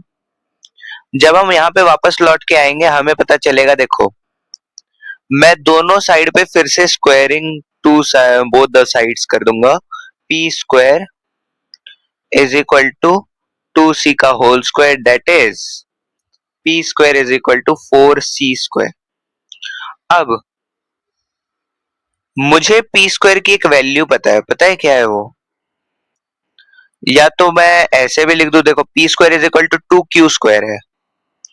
तो अगर मुझे लिखना हो p स्क्वायर हो जाएगा आपका 2q स्क्वायर अपॉन में 4c स्क्वायर, तो मैं क्या करूंगा कि q square is equal to 4c square upon 2, तो ये हो जाएगा 2c square. This implies q square is equal to 2c square.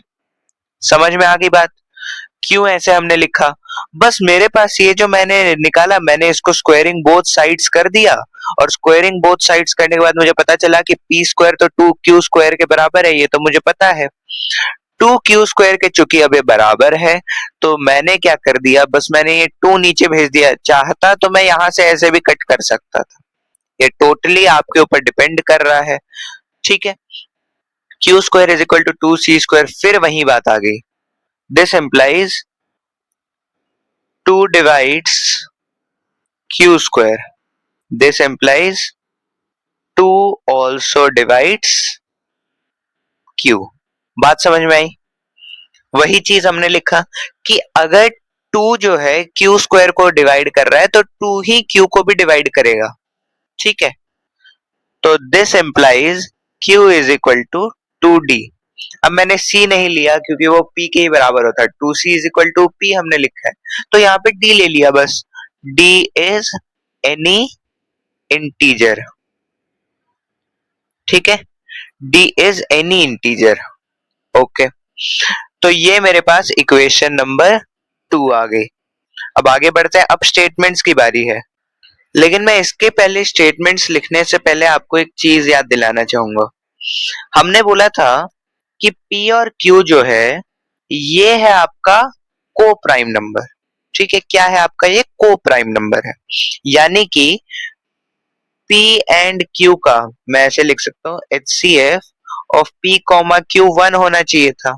लेकिन हमें एक बात पता चली कि 2 भी एक फैक्टर है p का और 2 भी एक फैक्टर है q का, तो this implies 2 is also a factor of p and q. This contradicts यानी कि हमारी बात जो हमने मानी थी ये अब गलत होती है। This contradicts the fact that p and q are coprime numbers, यानी कि इससे हमारी बात गलत होती है। अब इनका HCF 2 हो गया ना, क्योंकि p और q का फैक्टर अब 2 हो गया, कॉमन फैक्टर 2 है, अब पी और क्यू का फैक्टर 2 है, यानी कि पी और क्यू का कॉमन फैक्टर ही हुआ, चूंकि अब 2 कॉमन ही हुआ ना। तो इससे एक बात पता चलती है कि अब HCF1 नहीं रहा, अब HCF2 हो गया। इससे पता चलता है कि को प्राइम नंबर्स, ये जो हमने बात बोली थी, ये गलत साबित होती है। Hence, our assumption is wrong. Hence, our assumption is wrong.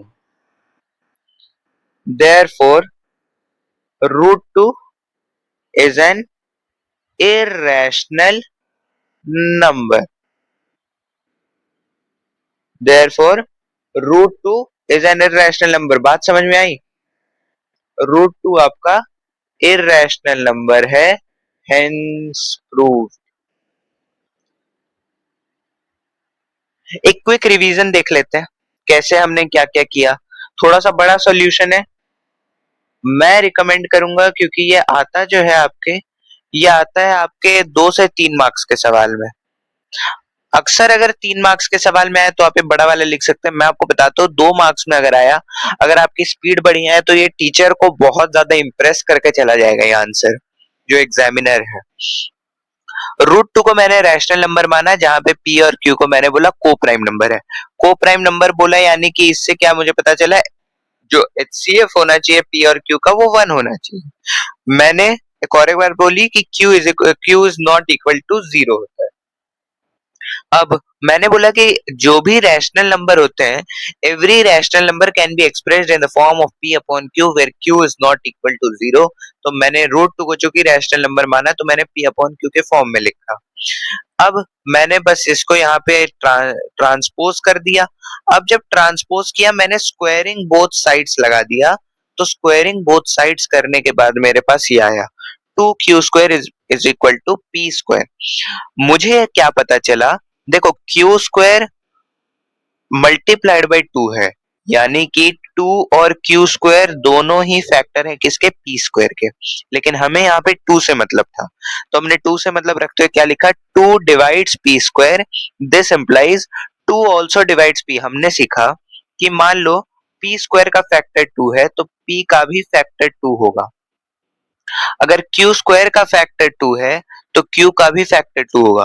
और एक किसी भी नंबर के साथ, मान लो कोई और नंबर है, C स्क्वायर है, उसका फैक्टर 5 है, तो C का भी फैक्टर 5 होगा। ठीक है, तो मैंने क्या लिख दिया, P is equal to 2C। ये मैंने एक्सप्रेस करने का एक तरीका लिखा। क्यों? इससे क्या होगा कि ये 2 एक तो फैक्टर है और एक C भी एक फैक्टर होगा। C फैक्टर क्यों होगा, जैसे अगर P की वैल्यू मान लो 2 ही है, तो C अगर 1 होगा तो वो होगा। अगर C की वैल्यू 2 होगी तो P की वैल्यू 4 हो जाएगी, C की वैल्यू 3 हो जाएगी, तो P की वैल्यू 6 हो जाएगी। क्यों? क्योंकि ये मल्टीप्लिकेशन में तो 2 फैक्टर है, तो कुछ ना कुछ तो होगा ही ना।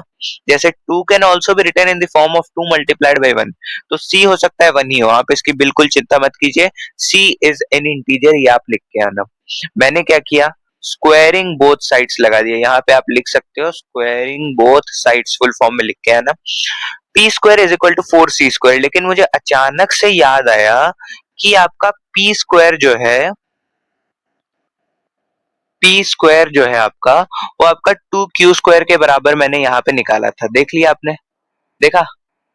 देख लिया। अब 2Q square is equal to 4C square बन गया। मैंने बस 2 को इधर ट्रांसपोज कर दिया, आप चाहो वहां से भी काट सकते हो। तो ये क्या आ गया मेरे पास, Q square is equal to 2C square. फिर बात वही आ गई, 2 डिवाइड्स Q स्क्वायर, यानी कि 2 एक फैक्टर है Q स्क्वायर का, तो 2 भी डिवाइड कर देगा Q को। मैंने अभी बोला था Q स्क्वायर का फैक्टर 2 है, तो Q का भी फैक्टर 2 हो जाएगा। अब मैंने Q को 2D के बराबर लिख दिया। 2C मैंने क्यों नहीं लिखा, कई बार मुझे ये क्वेश्चन भी आता है, तो मैं बता दूं, अगर मैं 2C लिख दूंगा तो Q is equal to P हो जाएगा, क्योंकि P is equal to 2C है। ठीक है, P is equal to 2C है, तो मैंने इसलिए यहाँ पे 2D लिख दिया, क्योंकि Q का कोई अलग वैल्यू होगा। तो 2 is also factor of P and Q, हमें एक बात पता चल गई। ठीक है, this contradicts the fact that P and Q are coprime numbers. क्यों? अब इन दोनों का जो हाईएस्ट कॉमन फैक्टर है वो अब 2 बन चुका है, ना कि 1। तो इससे हमारा अजम्पशन रॉन्ग हो जाता है कि रूट 2 एक इररेशनल नंबर, रूट 2 एक रैशनल नंबर है, और इससे पता चलता है root 2 is an irrational number, hence proof. बात समझ में आई? अगर अच्छा लगी तो अभी आगे बढ़ते हैं। बात अच्छी लगी तो अब आगे बढ़ते हैं।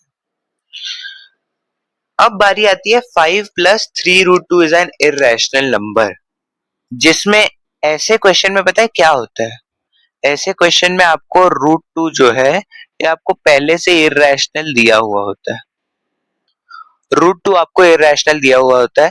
तो prove that 5 plus 3√2 is an irrational number, तो let 5 plus 3√2 be a rational number where p and q are co-prime integers and q is not equal to 0। एक चीज कॉमन दिखाई दी दोनों सॉल्यूशन में, क्या है भैया वो, कि यहाँ पे जो हमने स्टेटमेंट लिखा और जो स्टेटमेंट हमने यहाँ पे लिखा वो सेम है।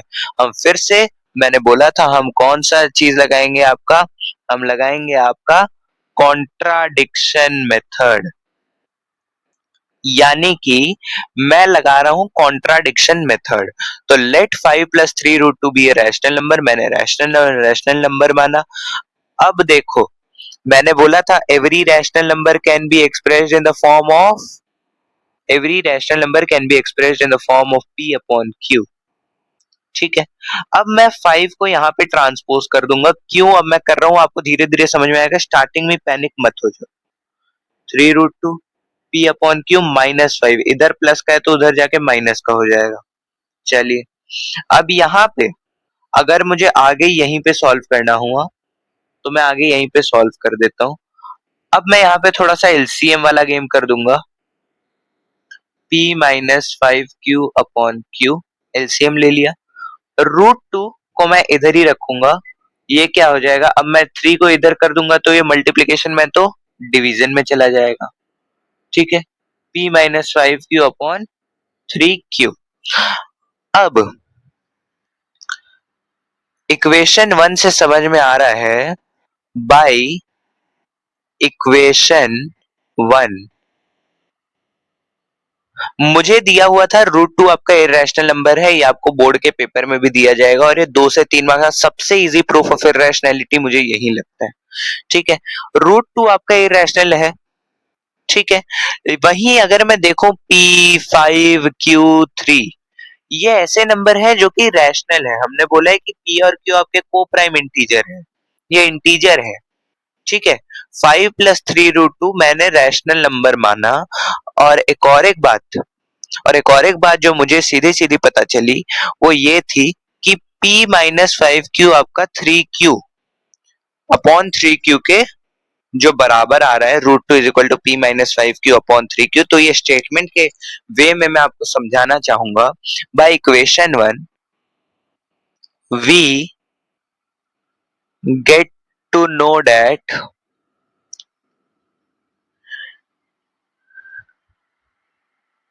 irrational is equal to rational, reason being since √2 is an irrational number and p, 3, q, 5 are integers, यानी कि ये रैशनल नंबर की कैटेगरी में आते हैं। ठीक है, तो ऐसा तो पॉसिबल नहीं है ना, हमने देखा है इररेशनल नंबर वो होते हैं जो नॉन टर्मिनेटिंग नॉन रिपीटिंग होते हैं, लेकिन रैशनल नंबर का एक टाइम पे एक एंड आ जाता है। ठीक है, वो टर्मिनेट हो जाते हैं। तो this implies irrational is equal to irrational is equal to rational, which is not possible, therefore this contradicts the fact that 5 plus 3√2 is a rational number। ठीक है, ये एक रैशनल नंबर है, तो therefore 5 plus 3√2 is irrational number, hence proved। ठीक है, बात समझ में आ गई। एक क्विक रिवीजन कर लेते हैं, हैंड राइटिंग पे मत जाना, आप सॉल्व करते रहना साथ में। लेट 5 प्लस 3√2 एक आपका रैशनल नंबर है where p and q are coprime integers and q is not equal to 0। तो मैंने 5 प्लस 3√2 को चूंकि एक रैशनल नंबर माना तो मैं इसको p अपॉन q के फॉर्म में रिप्रेजेंट कर सकता हूँ। 3√2। अब मैंने क्या किया, सिंपली 5 को उधर ट्रांसपोज कर दिया, माइनस में 5 आ गया, 3√2 है। अब मैंने क्या किया, एलसीएम लिया। इस स्टेप में मैंने बस एलसीएम लेने का काम किया है, बहुत बेसिक से बता रहा हूँ। और फिर 3 को बाद में इधर ट्रांसपोज कर दिया, तो ये जो Q अकेला था वो 3 हो गया और इधर का 3 हट गया। ठीक है, तो इक्वेशन 1 से मुझे एक बात समझ में आती है कि irrational is equal to rational. क्यों? क्योंकि आपका √2 जो है वो इररेशनल नंबर है, लेकिन आपका √2 इररेशनल है, पर P5Q और 3 जो है ये आपके रैशनल नंबर है, तो ये आपका इररेशनल है और ये आपका रैशनल है। तो इस इक्वेशन से तो मुझे यही बात समझ में आ रही है ना कि irrational is equal to rational है, which is not possible। Reason आपने यहाँ पे लिख दिया, this contradicts the fact that 5 plus 3√2 is rational number। अब कोई चीज पॉसिबल नहीं है तो हमें पता चल गया कि हमने जो चीज मानी थी वही हमारी गलत थी, कि 5 plus 3√2 रैशनल नंबर है ही नहीं। तो therefore 5 plus 3√2 is irrational number, hence proved। HP यहाँ पे मैंने शॉर्ट फॉर्म में लिख दिया। अब एक क्वेश्चन मैं आपके लिए लाया था, वो क्वेश्चन था आपका, अच्छा आपको बाद में दिखा दूंगा, वो सीबीएसई बोर्ड 2010 का सवाल था और वो इसी से बहुत रिलेटेड था। चलिए अब आगे बढ़ते हैं। और हाँ, मैं एक बात बता दूं, हो सकता है कि आपको कहीं पे साइन चेंज देखने को मिल जाए, जैसे 5 माइनस 3√2, अगर 5 माइनस 3√2, तो उस केस में आप क्या करेंगे आपको पता है? सबसे पहले तो वही मानोगे आप, 5 minus 3√2 is equal to P upon Q। Transpose आपको वैसे ही सब करना है, ठीक है, P अपॉन Q माइनस 5, क्योंकि ये तो प्लस है ना, तो ये मतलब वो वहां पे जाके अब माइनस बन रहा है। अब माइनस बन रहा है तो माइनस का 3√2 है P minus 5Q upon Q। अब -3 को मैं चाहूं तो नीचे सीधा ट्रांसपोज कर सकता हूँ, या तो मैं माइनस साइन को यहाँ पे शिफ्ट भी कर सकता हूँ। कैसे पता है? मैं अगर यहाँ पे 3√2, मैं अगर दोनों तरफ मल्टीप्लीकेशन कर दूं माइनस, जैसे -1 मल्टीप्लाइड में -3√2, -1 multiplied by P minus 5Q upon Q। ठीक है, तो इससे क्या आ जाएगा पता है? माइनस माइनस प्लस हो जाता है, तो 3√2 आ गया और ये क्या हो जाएगा, -P minus P plus 5Q upon Q। तो इससे हमारे पास क्या आ जाएगा, इससे हमारे पास आ जाएगा 3√2 is equal to 5Q minus P upon Q। और अगर आप चाहो आप सीधा यहाँ पे स्किप भी कर सकते हो, बस क्या करना है, इस माइनस साइन को हटा देना है, इसको इधर ला देना है और माइनस साइन को चेंज कर देना है। ठीक है, तो माइनस वाले केस में आप -1 से मल्टीप्लाई कर दो और फिर आप ये 3 को इधर ट्रांसपोज कर दो, इधर का 3 हटा दो, और ऐसे करके आप ये आगे सॉल्व कर सकते हो कि rational is equal to rational, वैसे वैसे। बात समझ में आ गई? अब आगे बढ़ते हैं to the last proof of irrationality. और मैं मुझे एक और एक क्वेश्चन याद आ रहा है √2 वाले से रिलेटेड। कई बार बोल देते हैं प्रूफ दैट 1 अपॉन √2। तो 1 अपॉन √2 आप कैसे करोगे पता है? आपको कुछ नहीं करना है, बस आपको इसको भी P अपॉन Q के फॉर्म में लिख देना है। आप Q को ऊपर भेज देना, आप √2 P कर दो। अब इस केस में क्या होगा आपको पता है? आपको सबसे पहले पता चल जाएगा कि Q square is equal is a मतलब 2 is a factor of Q square. जैसे यहाँ पे हमें सबसे पहले P स्क्वायर के बारे में पता चल रहा था ना, Q स्क्वायर से पहले हमने सबसे पहले P स्क्वायर को बताया, बाद में Q स्क्वायर को बताया। लेकिन इस केस में क्या होगा कि आपको सबसे पहले Q स्क्वायर मिलेगा, फिर P स्क्वायर मिलेगा फैक्टर्स के टर्म्स में। ठीक है, तो वैसे भी क्वेश्चन है तो आपको रेडी रहना होगा। ठीक है, prove that √2 plus √5 is irrational. This is the last type of question जो कि अक्सर पूछे जाते हैं और ये भी अक्सर 2 से 3 मार्क्स के सवाल में आ जाता है। अब √2 प्लस √5 को अगर मुझे प्रूव करना है तो मैं भी वही काम करूंगा कि let root two plus root five be a rational number, या मैं आपको इसी लेक्चर में, इसी वन शॉट में ऐसा करवा दूंगा कि आपको याद हो जाए अभी। Root two plus root five be a rational number where P and Q are coprime integers या numbers and Q is not equal to zero. मुझे देके रखा है यहाँ पे रूट टू इर्रेशनल है। अब कुछ बच्चे क्या कहते हैं कि मैं रूट फाइव को इर्रेशनल प्रूव कर दूंगा और irrational plus irrational is equal to irrational, तो ऐसे भी काम बन जाएगा।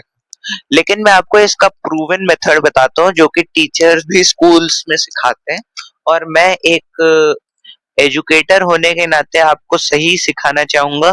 तो मैं वो वाले मेथड से नहीं सिखाऊंगा, नहीं तो आप तो वही कहेंगे कि मैं रूट फाइव कर लूं। वो भी अगर आपको ये वाला सॉल्यूशन याद ना है तो वो भी कर सकते हैं, वो अपनी जगह पे बिल्कुल सही है। पर ये मैं आपको थोड़े अलग मेथड से लेके जाता हूँ, ठीक है। तो ये 2 से 3 मार्क्स का ऐसा प्रूफ ऑफ इररेशनैलिटी का आखिरी, और ये थोड़ा सा टफर साइड पे है, ठीक है, पर कुछ टफ नहीं है। मैंने बोला कि root two plus root five आपका रैशनल नंबर है, तो मैं यानी root two plus root five को पी अपॉन क्यू के फॉर्म में लिख सकता हूं, है कि नहीं। अब मुझे जो इररेशनल गिवन है मैं उसको पता है क्या करूंगा, मैं उसको इधर ट्रांसपोज कर दूंगा।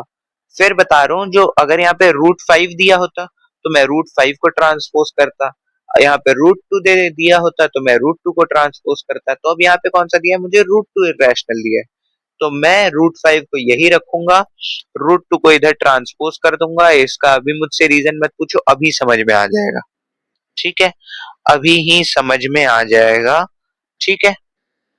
ऐसा हमने कर दिया। अब आप चाहो तो मैं एलसीएम लेने को आपको कभी एडवाइस ऐसे नहीं करूंगा, मैं कहूंगा कि आप दोनों साइड स्क्वायर कर लो, ठीक है, P upon Q minus root two का होल स्क्वायर। अब रूट फाइव का स्क्वायर तो फाइव होगा, लेकिन ये कैसे करेंगे, ये हम कैसे सॉल्व करेंगे भैया। तो इससे मुझे एक बात पता है क्या याद आ रही है, ए माइनस बी का होल स्क्वायर। इस केस में ए आपका पी अपॉन क्यू के बराबर है और बी आपका रूट टू के बराबर है, ठीक है। तो पी अपॉन क्यू आपका ए के बराबर होगा, रूट टू आपका बी है, तो लगा दो आप A minus B whole square का फॉर्मूला आपका आ जाएगा। अब A minus B whole square का फॉर्मूला क्या होता है, पी अपॉन क्यू का whole square plus root two का whole square minus two multiplied by P upon Q multiplied by root two. कैसे भैया, ये कैसे किया आपने। तो मैं बस एक चीज आपको याद दिलाना चाहूंगा, since since A minus B का whole square is equal to A square plus B square minus two A B, ठीक है। बहुत सिंपल सा आंसर था इसका। अब आगे बढ़ते हैं। Five is equal to P square upon Q square plus root two का स्क्वायर तो टू ही हो जाएगा minus two root two P upon Q. अब मैं एक आपको बात बताता हूँ क्या करना है। आप यहाँ का टू इधर ट्रांसपोज कर दो, ठीक है भैया, कर रहे हैं अभी, अभी कर देते हैं। Five minus two is equal to P square upon Q square minus two root two P upon Q. तो three is equal to P square upon Q square minus two root two P upon Q. अब मैं क्या करूंगा पता है, अब मैं simply P square upon Q square को वैसे ही इधर रहने दूंगा, पी अपॉन क्यू को भी वैसे ही इधर रहने दूंगा। अब बस मैं ट्रांसपोज करूंगा, तो अब मैं इसको ट्रांसपोज करूंगा। बात समझ में आई। मैं आपको हमारे ये सॉल्व करने का मेन इंटेंशन बता दूं, मुझे रूट टू को एक साइड पे रखना है, तो मैं बाकी सबको ट्रांसपोज करता चला जाऊंगा, जैसे three minus P square upon Q square is equal to minus two root two P upon Q, ठीक है।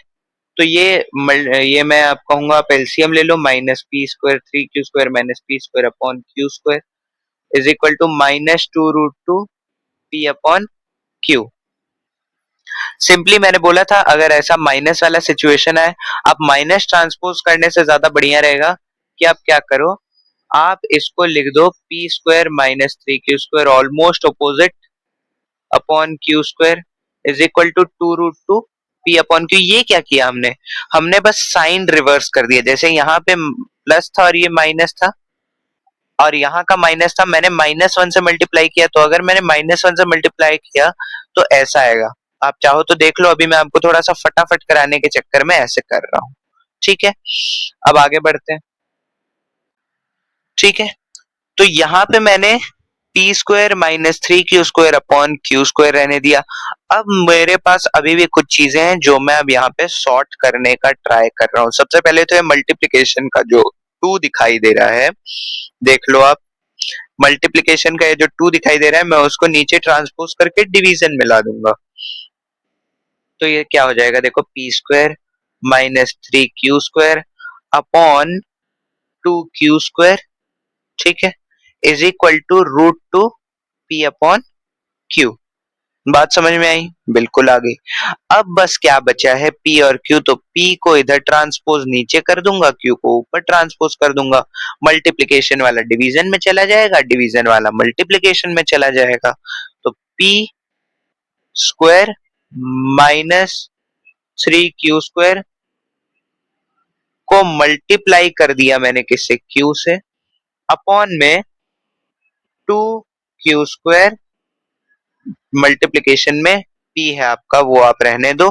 अगर आप चाहो तो आप इसका क्यू इससे कट कर सकते हो। क्या बचेगा आपके पास, P square -3 Q square upon 2 P Q बराबर √2, बराबर √2। तो एक मिनट, एक पेज ले लू मैं। तो यहाँ पे मुझे जो एक बात समझ में आ रही है, ये सब प्रोसेस बाय प्रोसेस ट्रांसपोज करने का, अगर आपका बेसिक मैथ्स क्लियर है, आप ये सब यूं कर लेंगे। ठीक है, आपने मल्टीप्लिकेशन जो किया था, अब आप कभी भी ऐसा मत करना कि मैं इस पी को इस पी से काट देता हूं, नहीं।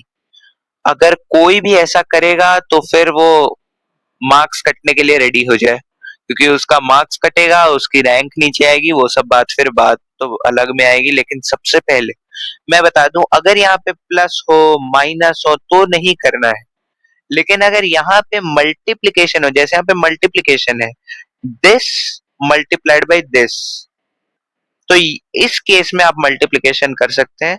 तो और यहाँ पे भी देखो 2 क्यू स्क्वायर मल्टीप्लिकेशन में ना पी के, तो ये मैं कट कर दूंगा इससे। तो क्या आ जाएगा, P square -3 Q square upon 2 P Q, और ये √2 के बराबर। और मुझे एक बात याद है कि मुझे √2 इररेशनल देके रखा हुआ था, और अब मैं अगर इसको एक इक्वेशन बना लूं, जैसे मुझे अगर इसको एक इक्वेशन बनाना हुआ, तो आप देख सकते हैं, देखिए ये जो इक्वेशन है, दिखाई दे रहा है, ये जो इक्वेशन इधर मेरे पास बन के आई है, इस इक्वेशन को आप ऐसे डब्बे में भी रख दो या कैसे भी कर लो, चूंकि ये पेजेस की कमी है तो मैंने ऐसे लिख दिया, इक्वेशन 1 मान लिया मैंने। तो bye equation 1 we get to know that irrational is equal to rational। भैया ये तो पिछले वाले क्वेश्चन जैसे ही आ गया। रीजन बीइंग व्हाट, सिंस लिख दो, क्यों, क्योंकि is √2 is N irrational number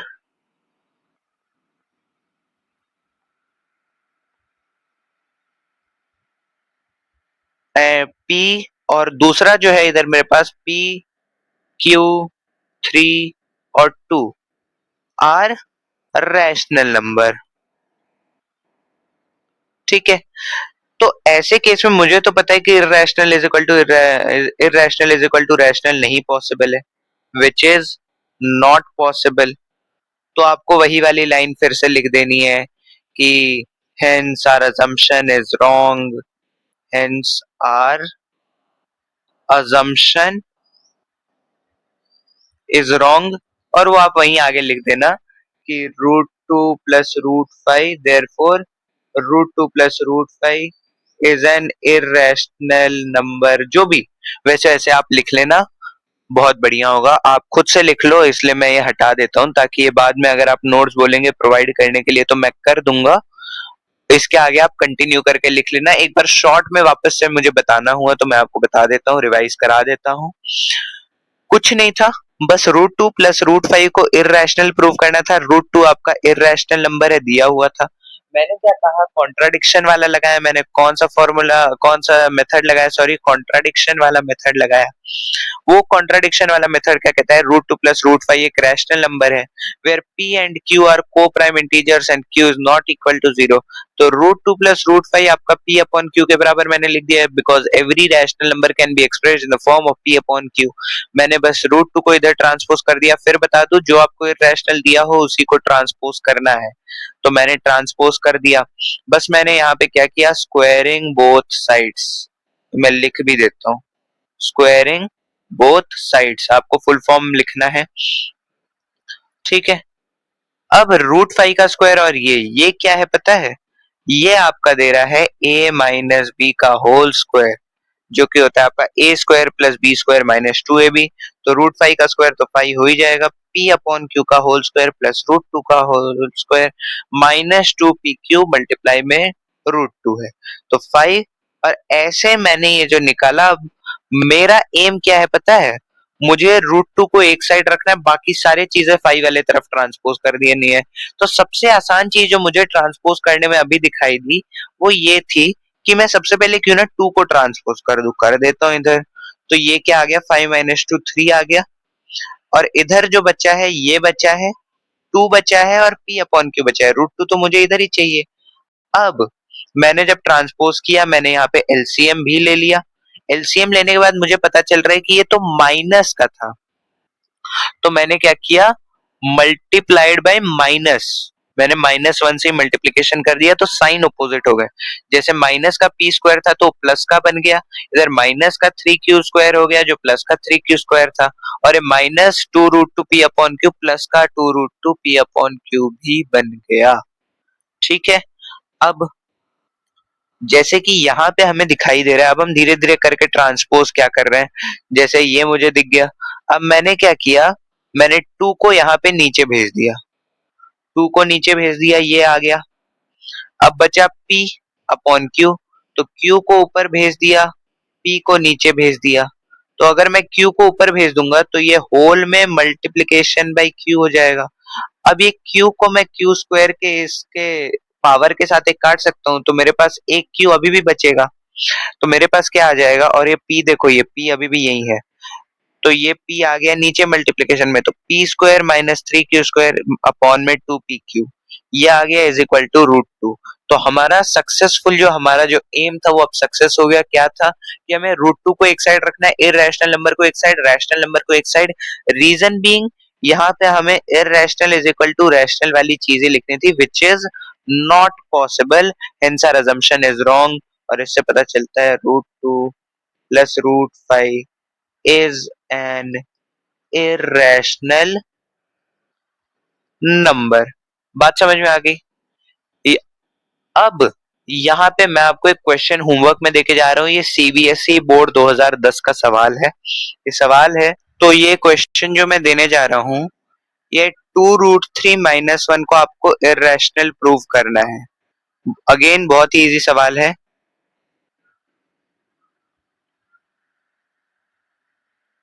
prove that 2√3 - 1 is an irrational number. मैंने आपको पॉजिटिव वाला कराया, लेकिन मैंने आउटलाइन दे दिया। आउटलाइन क्या, मैंने पूरा ही लगभग समझा दिया कि नेगेटिव वाले साइंस भी कैसे करना है। ये है आपका सीबीएसई 2010 बोर्ड एग्जाम का सवाल है, ये किसका, बोर्ड एग्जाम का सवाल है। तो ये आपके लिए एक होमवर्क क्वेश्चन भी है, इसको मैं कहता हूँ सीबीएसई का सवाल।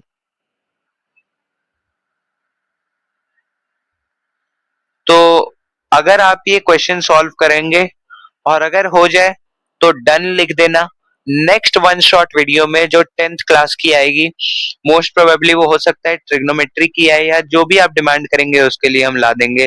पॉलिनोमियल्स कहेंगे वो ला देंगे, या जो भी कहेंगे हम वो ला देंगे। लेकिन आप पहले इस वाले क्वेश्चन का आंसर करके डन लिख देना। जो भी डन करके बताएगा कैसे किया वो आप 3 से 4 लाइन में बता देना। उनका नाम मैं कमेंट्स, जो कमेंट्स में होंगे टॉप 10 का नाम लिया जाएगा, टॉप 10 का नाम लिया जाएगा। तो 2√3 - 1 को इरेशनल प्रूव करना, और भले कमेंट करना मत करना, ये क्वेश्चन जरूर कर लेना। मैं कहूंगा कमेंट भी कर देना, नाम आपका आ जाएगा। तो अगर वीडियो अच्छा लगा हो, लाइक करे, शेयर करे, सब्सक्राइब करे ब्राइट माइंड्स क्लास 6 to 10 को। और ये पार्ट 1 का थैंक यू था। अब तो पूरा one shot gun shot lecture अपना खत्म हो चुका है। तो ये वन शॉट वीडियो जो था रियल नंबर्स के लिए, ये बहुत ही ज्यादा इंपॉर्टेंट था। और प्रूफ ऑफ इरेशनैलिटी में इसके बाहर का एक भी क्वेश्चन नहीं आएगा। एलसीएम एचसीएफ में मैंने आपको थोड़े से हाई लेवल के सवाल करा दिए। ये वाला याद रखना, आपका जो आंसर आएगा वो आपका आएगा एलसीएम ऑफ इसका -6। तो ये आपको करना है। और ऐसे टाइप के मैं सवाल जरूर लेके आऊंगा, चाहे वो एनसीईआरटी के हो, आर डी शर्मा के हो, आर एस अग्रवाल के हो, या खुद की बुक के हो। तब तक के लिए ब्राइट माइंड्स क्लास 6 to 10 में जुड़े रहने के लिए thank you so much for watching. आपने बहुत मेहनत करी है, और ये मेहनत आपकी जरूर रंग लाएगी, ये मेरी कामना है भगवान से। और बहुत अच्छा लगा कि आप लोगों ने मिलके इतने देर पढ़ाई करी। जो भी एंड तक रुके थे, एक बार वन शॉट लेक्चर डन जरूर लिख देना, और वो कमेंट्स वाले क्वेश्चन का आंसर भी कर देना। वीडियो अच्छा लगा और लाइक करे, शेयर करे, सब्सक्राइब करें। Thank you so much for watching. इसका आंसर देके जाना। Bye bye.